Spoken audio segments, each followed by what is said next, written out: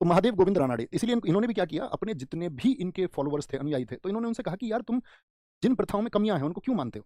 जैसे दक्षिण भारत तो नहीं मानता आपकी दहेज की प्रथा को, तुम उत्तर भारत के लोग इतना घमंड करते हो, या हम उत्तर भारत के लोग इतना घमंड करने लग जाते हैं। बोले जी अच्छा ये लड़कियां क्यों नहीं चुन लेती उन लड़कों को जो बेरोजगार हैं? अच्छा नेता बन रहे हो तुम ज्यादा,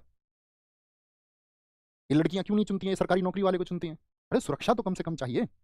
जीवन यापन तुम्हें शादी करनी है, उस बेटी की शादी होनी है, तो सुरक्षा का भाव तो चाहिए। मैंने पहले भी कहा था, जिनके करोड़ों के टर्नओवर होंगे, क्या वो सरकारी नौकरी वाला दामाद ढूंढते होंगे? आप सोचिए, विचार करिए जरा खुद। आप कहेंगे जी भैया नहीं ढूंढते होंगे, तो क्यों नहीं ढूंढते होंगे? सरकारी नौकरी का महत्व कहां पर है? निम्न वर्ग और मध्यम वर्ग तक। उच्च वर्ग के लिए उसका महत्व ही नहीं है। जो आर्थिक रूप से बहुत मजबूत है उनके लिए कोई महत्व नहीं होता उसका सरकारी नौकरी का, वो उस तरफ देखते भी नहीं। समझ पा रहे हो? दक्षिण भारत तो नहीं दहेज प्रथा को फॉलो करता। इवन ऐसा बहुत जगह है कि लड़की को दहेज मिलता है वापस। उत्तराखंड में बहुत सारी जगह नहीं दिया जाता दहेज। तो उन्होंने कहा कि तुम प्रश्न तो करो व्यवस्थाओं पर, तुम प्रश्न करके देखो एक बार व्यवस्थाओं पर, और जानो, जड़ से उनको जानो। जबरन ऐसे नहीं कि जी नहीं, एक लड़की तो भैया आजकल ऐसी है कि 10 लाख का दहेज दिया और 60 लाख की एलिमनी मांग ली। तो क्या इस समस्त संसार की या इस हिंदुस्तान की सारी लड़कियों ने एलिमनी मांग ली?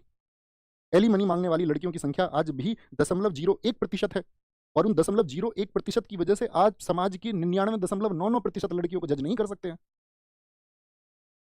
किसी एक ने बाहर जाकर के आपकर के पति के अलावा किसी और से अफेयर कर लिया, ऐसी महिलाओं का संख्या 1% है, तो उसके लिए आप बाकी 99% महिलाओं को जज नहीं कर सकते।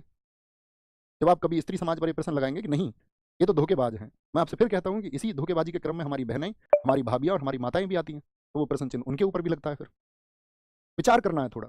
तलाक जैसी चीजें होने के पीछे बहुत सारे फैक्टर्स होते हैं, बहुत सारे कारण होते हैं, बहुत सारे। ऐसा नहीं कि किसी का तलाक हुआ तो लड़की जिम्मेदार है, या किसी का तलाक हुआ तो लड़के जिम्मेदार है सिर्फ। इसको लिंक के रूप में मत देखना तुम कि लड़के या लड़की। इसको तुम विचार करना, ये दोनों चीजों पर लागू होता है।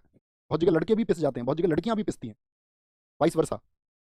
लेकिन किसी एक घटना की वजह से आप ऐसा एक माहौल नहीं बना लोगे ना कि उसको संपूर्ण जाति पर आप लागू कर दो। बोले यस और नो, समझ पा रहे हैं मेरी बात को? समझना ही चाहिए। ये महाराष्ट्र के सुकरात हुए जिन्होंने लोगों